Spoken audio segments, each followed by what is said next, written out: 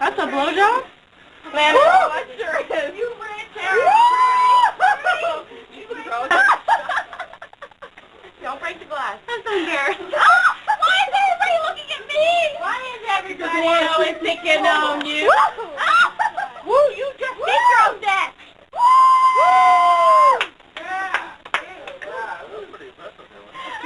Wendy has a big You were too good. That's scary. That was good. These even guys are gonna blow up. Can I get in? Don't. I walk around it. Did you talk anymore? And you just went, Oh, I know. For a minute to get Big old shit. oh my God. Woo! Right, Lana? She needs the best professional. She really does. No, I'm not. Yeah. All right. Your lips. Hey, Cameron.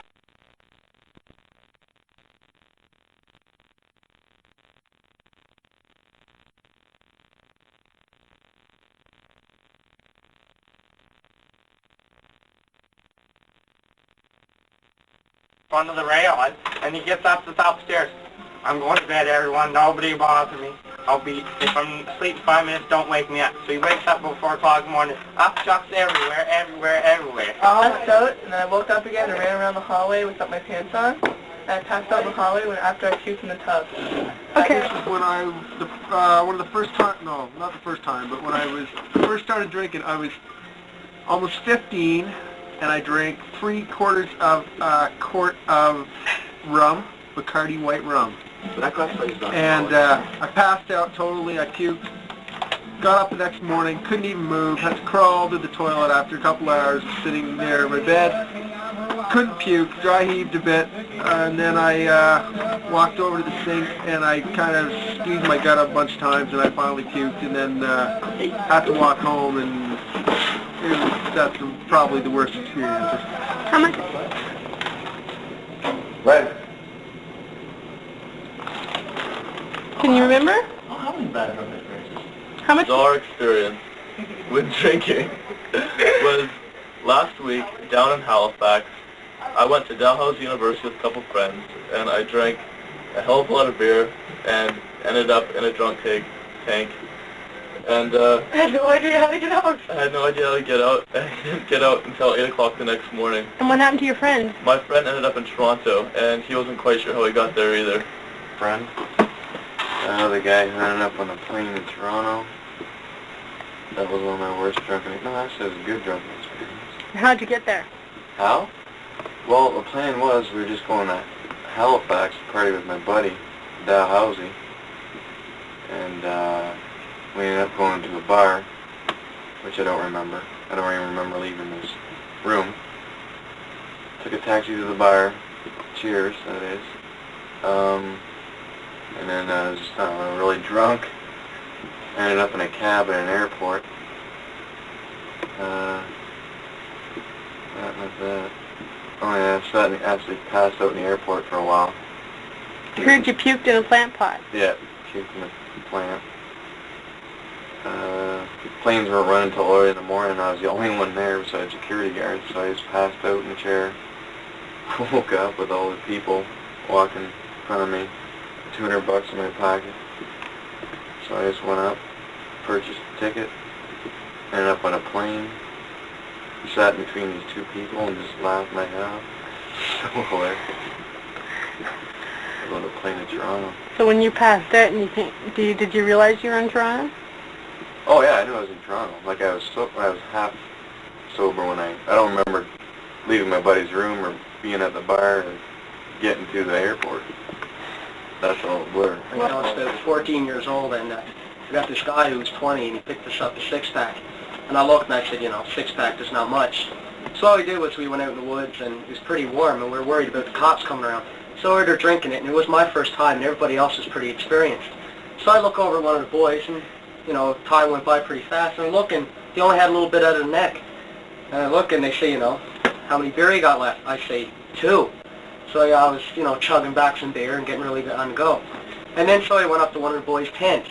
And I was up there and I was like totally pounded out of my tree. You know, we were telling some stories and stuff like that. Anyway, one of the boys just like throws up all over the place, and we get like totally grossed out. And so I go outside of the tent, and one of me and the boys go outside for a piss. And so I was, standing up against the fence, telling some stories. All of a sudden, second wave, and I can't stop laughing. And all I can remember is lying down on my back, still pissing, puke all over me, just laughing my head off. Couldn't stop laughing, just lying back, all over myself. Went to the tent. The boys were so mad. The smell of puke and piss was all over me. And they threatened to make me, and they made me sleep outside of the tent for a few hours. And after that, they're pretty nice guys, so they let me back in, considering, I had to take off all my clothes just down to my shorts and a t-shirt and lay out inside the tent. So it's pretty chilly night, so that's about it. I don't want you to break it. And I don't want you to lose my ammo. Time. All the time. Drugs is my escape from reality. One time, I was walking through this garden called the subconscious garden, and these lizards started falling from the sky. Falling from the sky, landing at my feet, and I kept stepping on them. Their guts are everywhere, all over the place. You didn't want to hurt them, though, did you? I didn't want to hurt the lizards, but I had no choice. There were so many lizards. They were all over the ground. Flew out of my own head and into my friend's head, because he was on a trip too. And he was in worse shape than I was in. He was dodging taxi cabs all over the road. All over the road. It was full of cats. Cats everywhere. Cats. One person. One single person. We exist in the mind of one person. And so do taxi cabs and lizards. Taxi cabs and lizards. What's everybody laughing at me for? I'm trying to tell a story here. I understand.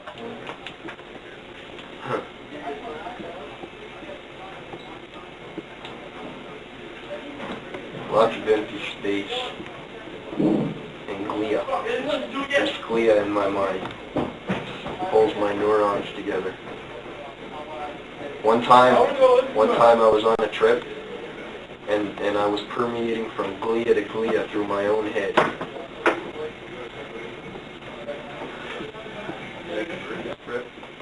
That acid trip? Yeah. And I was talking to Jimi Hendrix. He's a cool head, man. What is that? What? What is that? He wasn't saying too much shit, man. He wasn't saying too much shit at all. You know what? We're all animals. Everybody's an animal. When you die, you come back as something else. But if you have only a light strain of your pre-existing mind as a human, then you could come out to be something like a lizard. And then if you're brain dead, you come out to be a taxi. Well, shoot. How many trips are this today? Just one. Just the first. What? Just the first. Are you going to drink all that tonight? No, we got free booze tonight. 15 years old, high school, just going to high school parties and different social activities again. I don't remember. Really about the same time. And what does alcohol do for you? Hangover. Who got you started drinking? Friends for me. Probably, yeah. Yeah. Okay, and when did you start? 7, 8, grade 7, right? Yeah, I was probably about, 14, 15. Okay, do you think being at university promotes alcohol? Not at all. I shouldn't say that. It's really up to you. It's up to me if I want to drink or not, but... Do you think there's more influence, though, to drink? Depends on where you are. Peer pressure? Depends on where you are. I don't, certain residences there probably is. Others, there's definitely not. The peer pressure is important. I mean, there's a lot of people that drink only because they're friends and not because they like it. But I mean, it's up to the individual, I suppose. Students these days drinking?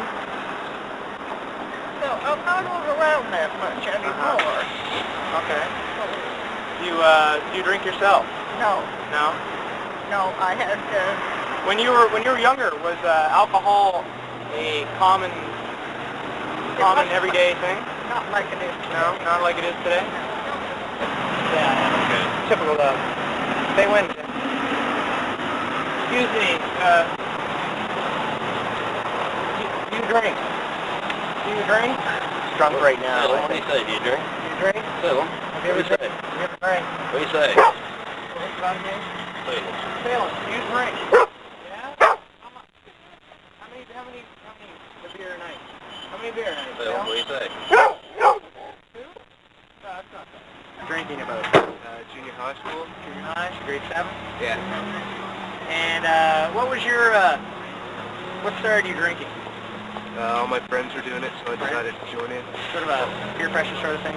Not really peer pressure, just pure enjoyment. They were doing it, so I joined Well, it. why do you drink? Why do I drink now? Yeah. Just for fun. Yeah? What does it do for you? Not a whole lot. So did you start drinking? 14, 15.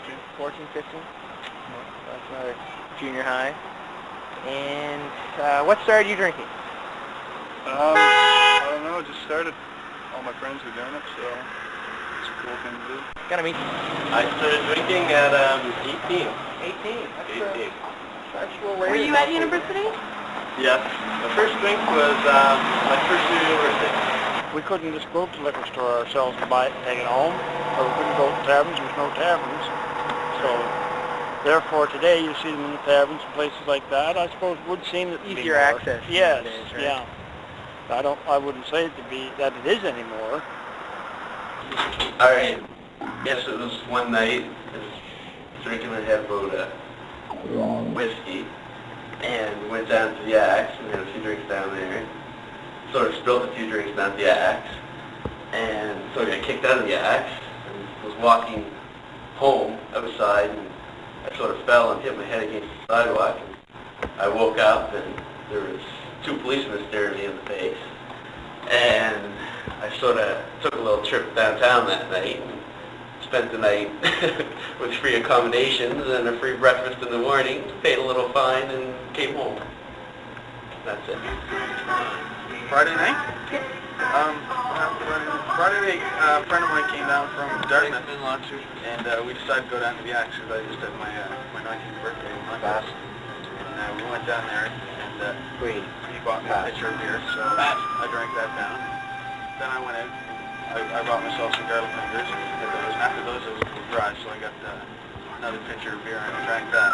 And then just before it closed, the last call at the bar, I went out and got another beer, and drank that down, and I came back, and I was really, really hungry, munchies. So we got some pizza at Joe's, and way too much pizza. And when they brought it up, they said it shrank, so they threw in a 9-inch pizza also. And me and Mike split the 9-inch pizza, and I finished up the 18-inch pizza. Later on that night, I was losing, so I went into the bathroom, and I went into the last stall, and puked all over the floor, and I was in my bare feet. I stepped in it because I didn't notice it. Is this like a YTV movie? I turned around and I said, kill whoever did that. I just walked in and I turned around and I said, no, not going to do that. I went back to that. But I felt better this day. Okay, well, I don't know. I just heard the details, but I don't remember this a couple weeks ago. We were drinking rum. We had a quart of rum, I guess, and then we got into the tequila at the Axe, and that just wrote me off. And he found me in the ditch and brought me back up here. And then I guess I passed out for a while, and I woke up and I was in my underwear for some reason. And so I decided I was going to go crouching around town with my blanket around me. Shaving cream and shoe polish. Yeah, shaving cream and shoe polish, I guess. And so I was getting out of the elevator on 6th floor or something. And they ripped that off, and I sort of just walked around in my underwear, I guess. I don't know. And I just woke up the next day and didn't know what happened. Experience was one night out at my friend's house. We decided to sit down and have a few beer. Drank, I don't know, probably a dozen before we went out, and went to the bars, and drinks were on at $1 a drink. So we had a $50 bill between us, so we sat down and drank whatever we could get out of the 50, and we went home, and we had a movie to finish watching, so we finished watching that, and a couple of girls were over watching with us. So it came, I guess, around 4 o'clock in the morning. The girls wanted to ride home, so we decided, well, I didn't want to drive at first because I was still having a bit of a buzz, looked in the girls' hopper, driving. I didn't want to drive my car, so I was stupid enough to go and try to drive myself. So anyways, we got him halfway home and saw this cop car following us. And about 15 minutes later, after following us, he finally pulled us over. He asked me to come back to the car, and I was hitting the brick, and he asked me to blow the alert, and I blew yellow, but luckily, I don't know, he was nice enough, and he said that he didn't think I was too drunk at the time, so he asked me to please leave the car where I was and walk home. So I obliged. I was very happy what he said, and I walked home, and I've never drank and drive since, and it's a very good lesson. Ready? My worst drunken experience was in Holland when I was playing a student tennis tournament, and I had so much to drink that I was on the stage passing out, and I passed out I was running around the gym while I was still drunk, and I passed out, and I woke up in the morning, and I had cut my face, and I had bruise all over my face, and someone had poured talcum powder and shit all over me, because they were drunk as well, and so they thought it was funny. So I woke up sore and very angry. That's probably my worst drunk. Hi, Mom! So what do you have on there for ornaments? Trojans! Spermicidal. I have no idea what these are. There we go. The green light's on. Why are you recording Woody? I'm not. Does he as a... I'm taping the snowman. Hey, Tommy. That was Tom. Hi, Mike. Oh, you prick. That was Tom too. This is an expensive piece of machinery, Tom. They may not have these in England, but we have them here. No, And we're you see, backwards, man. We don't have this shit. these are expensive, so don't play. Now. Why? Right now. I don't want to play. Mm-hmm. So you know what to say? Just tell you what happened. Tell me the story. Alright, I was out drinking with a bunch of my guys from my soccer team. We were walking to the bar. The cops came up and chased us because we had beers in our hand. I took off running, and it was nighttime, and I ran up an embankment that I didn't see. I totally dislocated my knee, tearing all 4 ligaments and an artery. I ended up in the hospital. The doctor told me he may have to amputate my leg. I got operated on immediately that night. Woke up the next morning, didn't know whether I had my leg or not. Looked under the sheets and it was there. I ended up in the hospital for a month. I was in the cast for a month after that. And it happened over a year and a half ago now, and I still only have about 70% at the most function of my leg, and it's never going to be the same. My worst drunken experience was probably last summer. Me and a couple of guys, we were all drinking around. We were having wine. I drank about 2 bottles of this homemade wine. I don't know what kind it was, but I went up to a bar, and I was throwing up all over the bar. I couldn't move. I was bumping into people. I knocked over about 4 people. I almost got into 20 fights. Someone told me. I don't remember a thing. And ended up getting kicked out, picked up by the cops, thrown into the trunk tank, and waking up the next morning, didn't know where I was at, and I went home the next morning, but I didn't even recall anything really that night. Tell them it so that it sounds twice as gay as what it was. Our house went on a pub crawl down through Halifax, and I was getting all gunned up for it, and I had 4 glasses of whiskey just before, and then I filled up a big 2-liter thing full of beer, a 2-liter pop thing full of beer. I drank that on the bus down. And then we got into the bar, and I ordered 2 pitchers, drank those, but we moved on to the next bar. I ordered a pitcher of Long Island iced tea, and drank half of that before I got tripped up and I got booted out of the bar.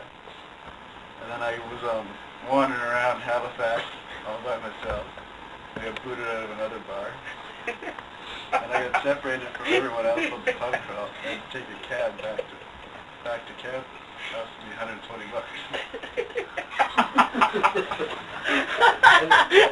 The scars are healed though. And the moral of the story is... Alright, you ready? Alright, one time I was... Just tell a story like that? Alright, one time I was working bar at a wedding. And every time someone would order a drink, I would take a drink too. So I mean, I got totally messed up. I can't swear, right? Yeah, you can. Okay, I got totally fucked up. And I was working with a friend of mine, and he had to drive me home. And on the way, I went up to old men, told them that I loved them and I wanted to marry their daughters. I went up to girls. I said, I said, hey, I want to marry you and stuff like that. I was like totally fucked up. So he grabbed a hold of me and took me outside, and I was walking. I was all messed up, and there was this link in there, and I ripped off the ornament off the front of the car, and I scratched the car all the way down. so then he got me to the car, and I was in the car, and I was laying down on my back. And while I was laying down, he was driving, and he looked through the rearview mirror, and puke just came all up and landed right on me. And then the next morning when I woke up, I said, geez, man, I go, geez, I'm glad I didn't get sick, eh? And I had all this stuff in my hair. And I go, gee, what's this? It felt like cookie, right? And then I went out and I asked him, and he told me everything that I did. And I really fucked up. That was one of my worst experiences. All right. Okay, this was on a Friday night.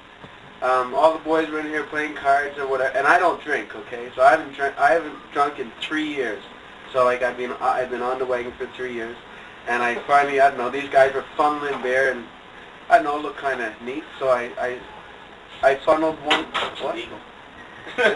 So anyway, I funneled the beer, and then after that I couldn't stop. So I drank about, I don't know, 6 or 7 more beer, and I like totally messed up. And I was like, I don't know, man. I went down to the Axe, tried to get into the Axe, had no ID. She asked me for ID. I didn't have an ID. I almost got in a fight with one of the guys I know down there, and I was all messed up. Came up here. My buddy Lyle took me to the washroom so I could throw up. I was like throwing up all over the place.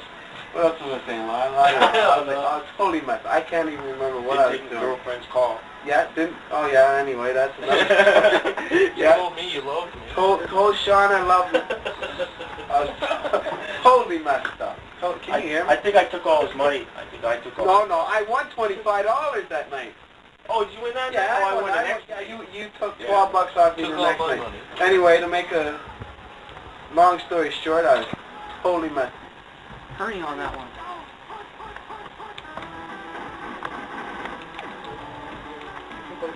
Oh, bastard. Bastard.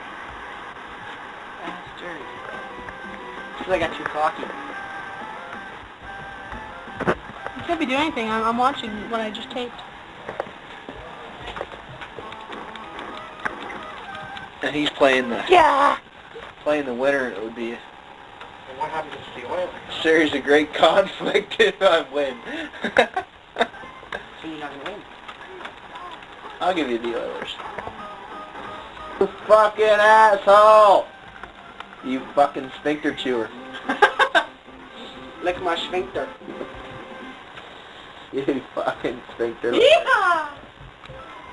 Yeah, I love runs like that. Anything else you want to say to the camera while we're at it? Lick my sphincter. Is the green light on? Yeah.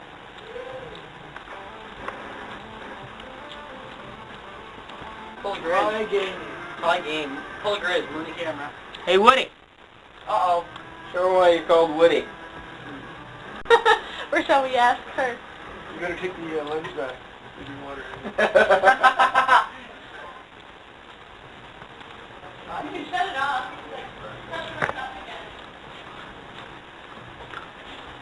There's a go. Hey, don't comment. Fucking cameras. What's going on with this camera thing? I don't know whose it is. It's what's her name? That girl, and they're asking people about their favorite drunks, isn't it? Mm. Favorite what? This guy's taping illegally here. This is entrapment. Who's behind me? Her. No comment, Tom. Not recording. There's red lights on it, so. Let me tell you about my worst drunk experience. When I was in grade 13 in Ontario, at the end of exams one night, we went out drinking. And we're at this party, and she said, I don't care if anything gets broken, just let's not get anyone hurt. And so, there's her liquor cabinet with her parents, and so, boom, grab the amaretto, chug that back, find a bottle of gin, fill it up, a big bottle of gin and tonics, drink, drink, drink. Go home, wipe out the whole way home, get upstairs to my room, lie flat on my back, and sometimes during the night, I throw up on my back. Jimi Hendrix experience. Alright? And so, I'm lying there, still sound asleep. I start having dreams about chemical factories and walking around in a sewer, and I'm like, what the hell does that smell like? My subconscious is saying, what's that smell? Jerry, it's puke! And boom, I wake up, and there's all this puke all around the place. And I run into the bathroom, and I look like the guy from American Wolf in London. I had all this puke caked up my face and in my hair, like a mask of puke. And that was my worst drunk experience. Okay. Oh! Oh! Stop it! Leave the fucking drawer on, man. I can't. Leave the drawer. Watch it. Get the thing wrapped around me here. Oh, you're gonna bust my fucking... Ah! Ah! Oh! Oh, fuck! No, you already did that one. Okay, it's going. Get some up! Oh, no! That hurts. Really? Oh, fuck! Oh, those are bruised ribs? Yep.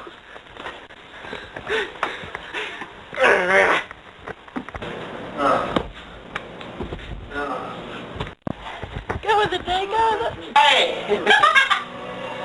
It's me. Who's this now? What's this now?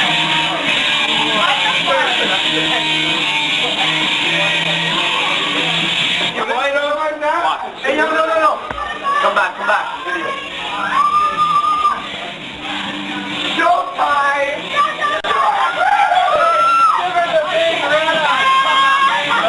Showtime! That's funny where you shoot, you faggot. I don't know, man. Well, you count first. He knows that. What's that? Wrong one.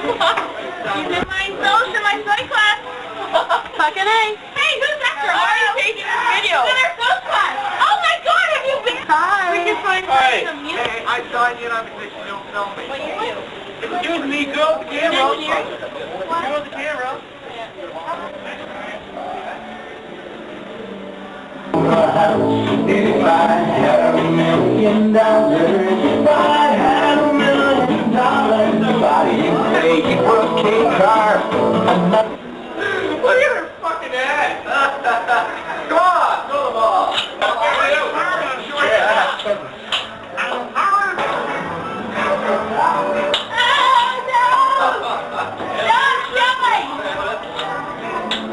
Oh, wrong side of the fucking I hope your guys' party is much better than tonight.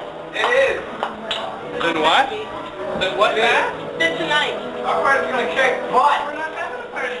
I know. Tonight. I hope your party tomorrow night is better than everybody's tonight. You don't understand, like, I'm drunk and I understand that. That's weird, eh? Like, Smith, how many people are on stage? Nothing but 5 people. Well, everybody's at the hockey game. Exactly, and they got a fucking geek. People at 8, though. I don't think so. I'm trying to go to the boys. Fucking what the hell's going on here? They got them treed up on 12th again, bro. Hey, wait, hi, how are you? Hi, I'm Sue. I'm Steph, and we're from 12th floor. I'm really excited right now. We'll be really embarrassed after my dad. I'm Andrea. And? I'm a camcorder person. I'm a camcorder person. You're drunk. Hi, how are you? Hi, how are you? Hi. I'm a camcorder. See, it's going, right?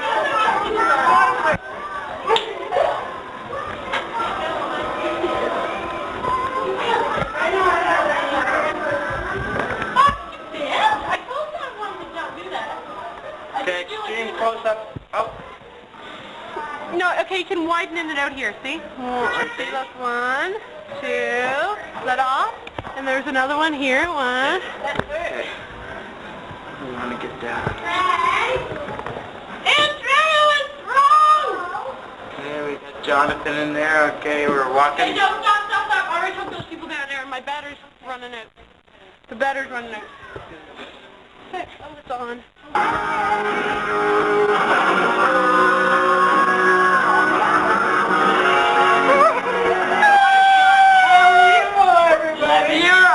You had a pint and a half, you guys? I think so. Hi, this is Derek Pinio. He just belongs here, but he's here. I'm not going to do it. That's going to look really good on the camera. You made me sweat here. Andrea, where's Andrea?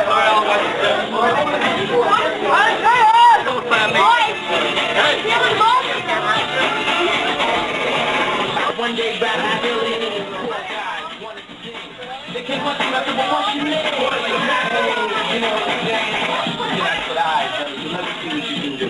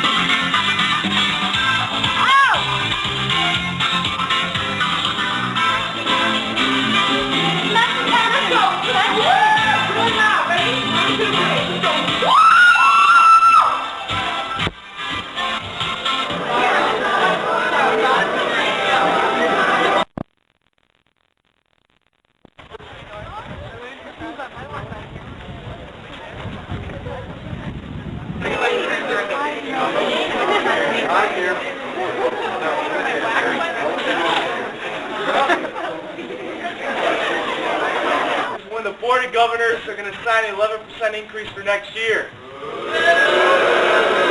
Let them hear you. Wake it up. All right. Wow. All right, what we're thinking about is maybe going upstairs and having our own little sit-in right where they come into the Board of Governors. We're going to get some, well, we don't want to, crush the whole place, but, all right. If anyone has any questions, ask them. If you have any support, you want to start chanting something, do it. Everyone's going to support each other, so do it. Get wild, get crazy, don't do anything that will get in trouble for Let's go, guys.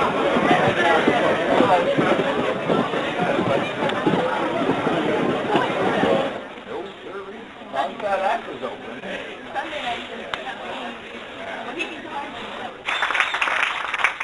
And remember this, come our elections. Our elections are just as important. You pick the people who are going to best represent your beliefs, your frustrations, and they're going to get things done. So you got to think about that. This is already been picked. I'm one of them to sit in on a meeting at 10 o'clock when they do sign this into law, if you will. So we will, promote your frustrations, and I'll do it my best for this bill. I got you guys here, so I will let them hear an earful. I'm not going to promise anything's going to get done by then, but it's just start here. We can work on change later, but keep it up.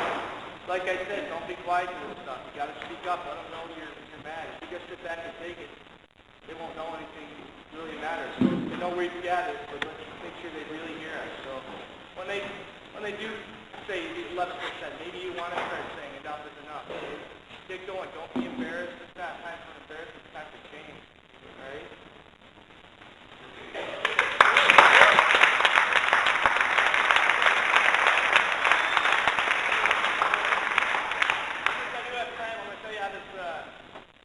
Demonstration idea came about.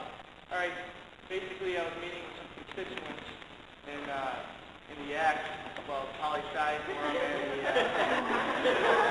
and the history forum, and we decided that we could talk, but hey, let's walk it, let's do something about it.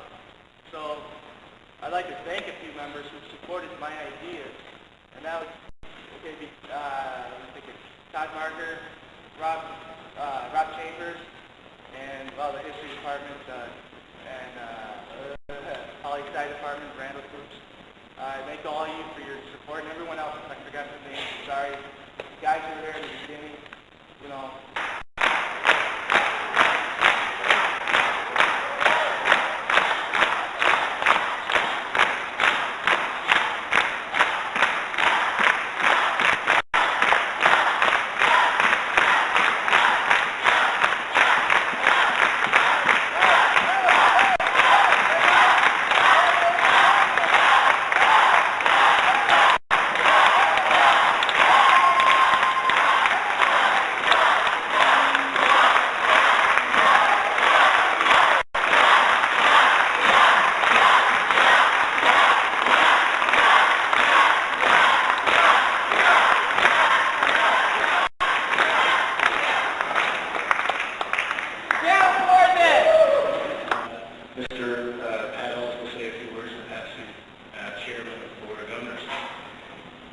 I'll just say a few opening comments. A lot of students, as you heard, they're fed up with the tuition hikes.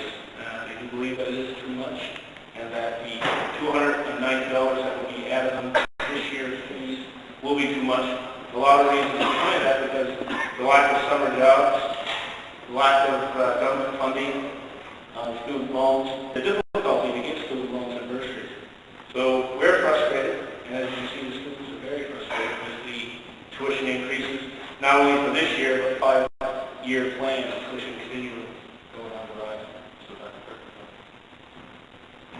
Thank you, Giles, and ladies and gentlemen. I'm very glad that you've come along and made your views known in this particular way, because it gives us the opportunity to have some dialogue, to meet with one or two of you.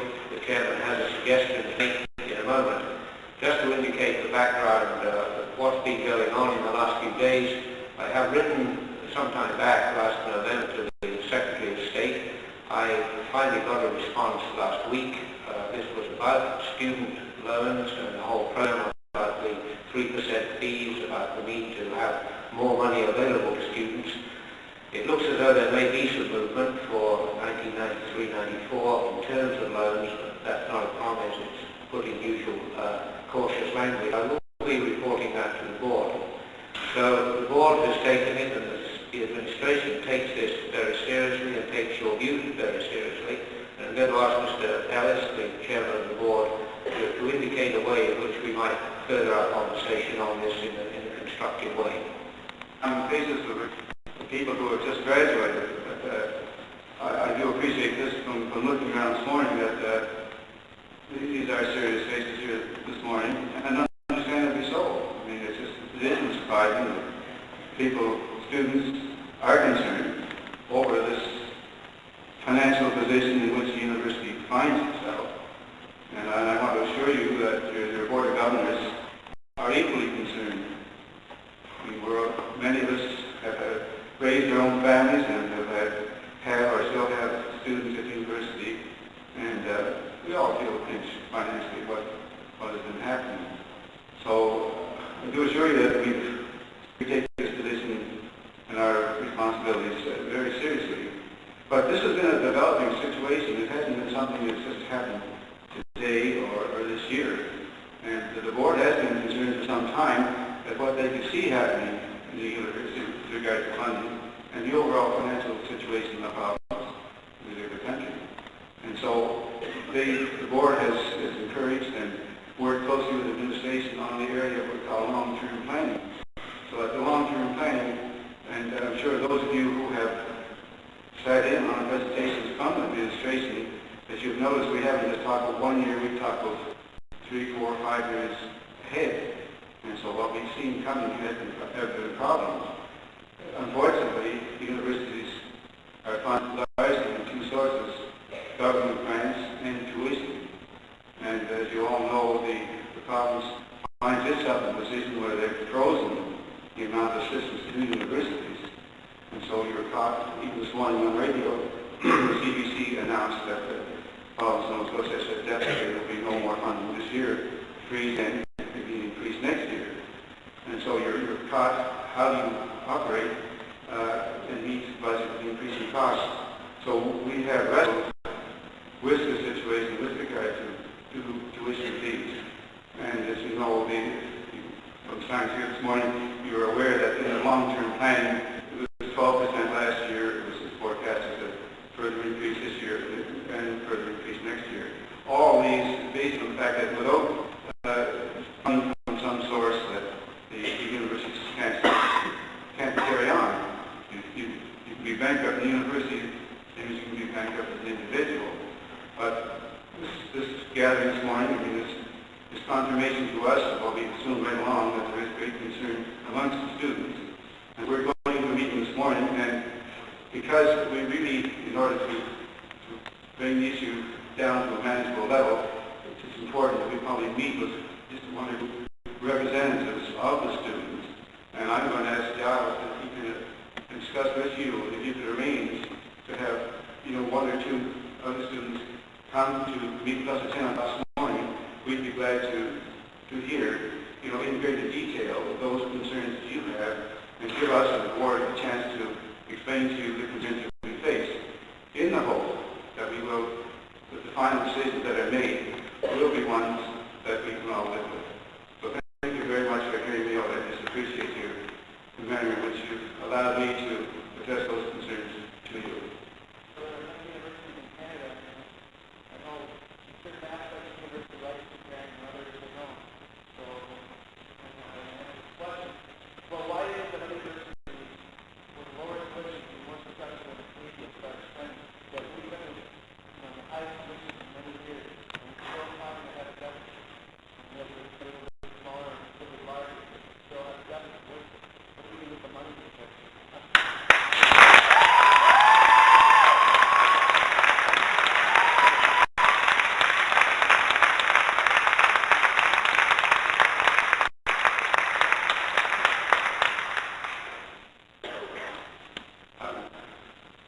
I think it's a very relevant question, and I'll do my best to answer it briefly.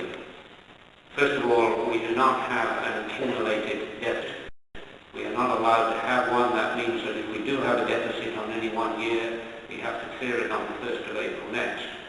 Now, what do we do with the money that we have, and how do we compare ourselves with other universities? You saw the Maclean's article that ranked 18 universities of the primary undergraduate kind. Now, for a presentation that I made as recently as last week, I took the last 7 years, I counted up the number of Rhodes Scholars, the number of Canada Scholars, the number of people in the Natural Sciences and Engineering Research Council Award, and in every single category, the came out top. Now, one of the reasons for that is that with great difficulty, the majority of our classes, not all I know, but the majority of our classes are smaller than at most universities in our category. So some of the money that we spend certainly goes on trying to keep classes small, on trying to keep a campus which is very large, looking as good as we can and clearing the snow and keeping it safe, maintaining old buildings. Seminary House, as you know, is a pretty old building, and we have to maintain these in a safe way. So I can assure you that the board looks very, very closely at every dollar that is spent. But I'm not going to dodge the issue. What do we do as our prime way of spending the money? It is an attempt to maintain the fact that over the last 7 years, our academic record has been the best in the 18 universities, and you pay for quality.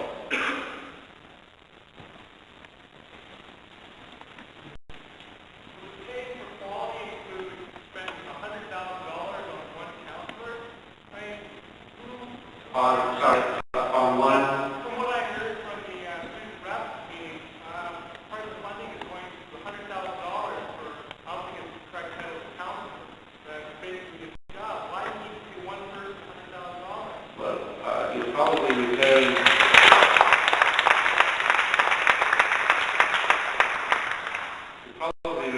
to the fact that in the preliminary budget, $100,000 was set aside, not for one person. We don't pay people $100,000 as councillors, but in fact it would be a Director of Human Development and Relations, or if you like, an equity officer.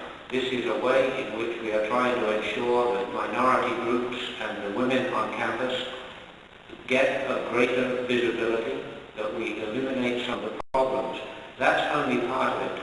The other part of that 100,000 is in fact to provide some secretarial help in Senate, which has found it over the years almost impossible to do its business because we don't have the administrative structure to support taking the bits, checking the committees and so on. And those are very important because that controls all the academic programs. So we were talking about 2 positions, not 1. Secretarial help for the councillor, and part of that is directly related to underdeveloped groups, underrepresented groups, and equity on campus for the women, and that of course includes women students.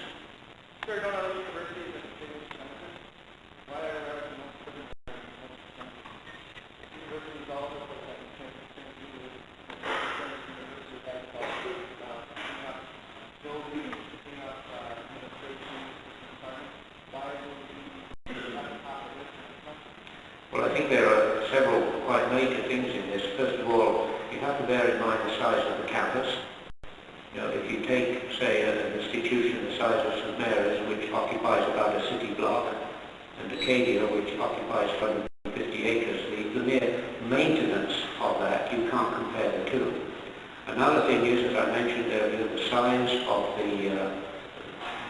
of the classes. We aim at keeping those quite small. The Acadia Library is open more hours than any other university library in Canada. Sorry? Oh, look, we've had to cut back all around, but the point that I'm saying is that our library is open more hours per week than the Robarts Library in Toronto, so that at least... Why you charge this for your library loan? Why does it cost so much for your library clients for every single thing? It's exorbitant. And then if we rack up too much...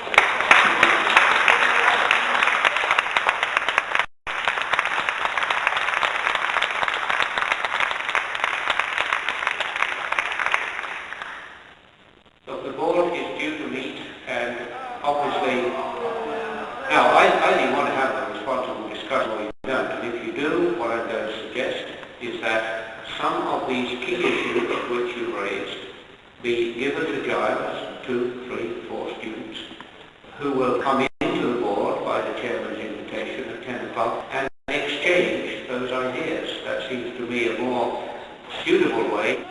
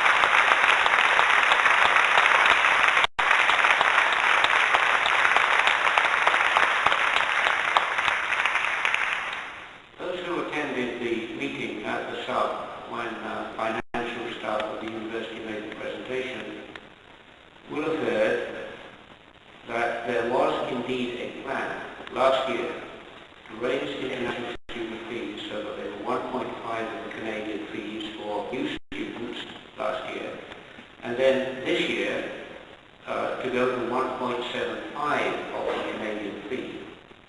2 very important things. I really hope that you will allow us to register, because clearly it did register at the meeting in the South. The proposal to go to 1.75 is not a part of the current budget presentation. There was very careful consideration by this, and it was decided not to take that second step. The other piece of important information is that this affects new students, but because of the very serious increase, we decided not to apply it to those students that were in course in any case. Now, just one final comment. Academic fees, of course, are high. It is expensive to come from Cape. But of course, it is more expensive to live in residence. For the third year running, there will be no change in the level of board and residence.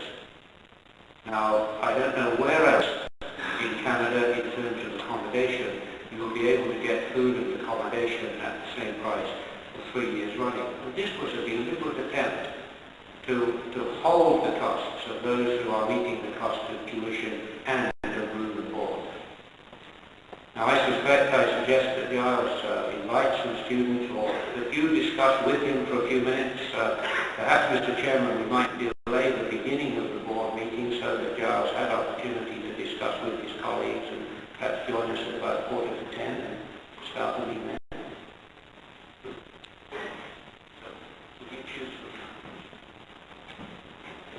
I think John already has named who wants to go to the board of governors in, and maybe a little later. What I suggest, and if it's friendly to you, is that we can now come up with a list of questions, your questions that weren't answered.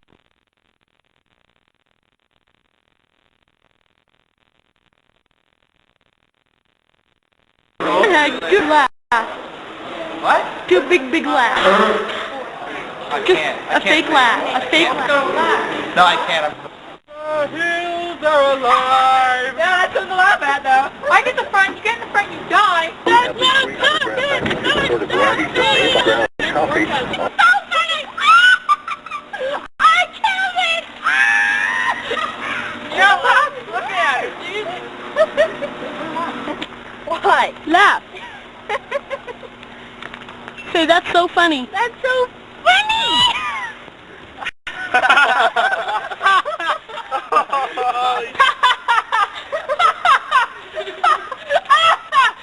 Say, Jeff. We don't say anything. Laugh, Jeff. What was that? Oh my God, that's hilarious. Yeah. What were we going to say again? Oh my God. Say it, mate. Oh my God, I can't believe how hilarious that was. That was great. Oh my God. That was wicked. It was great.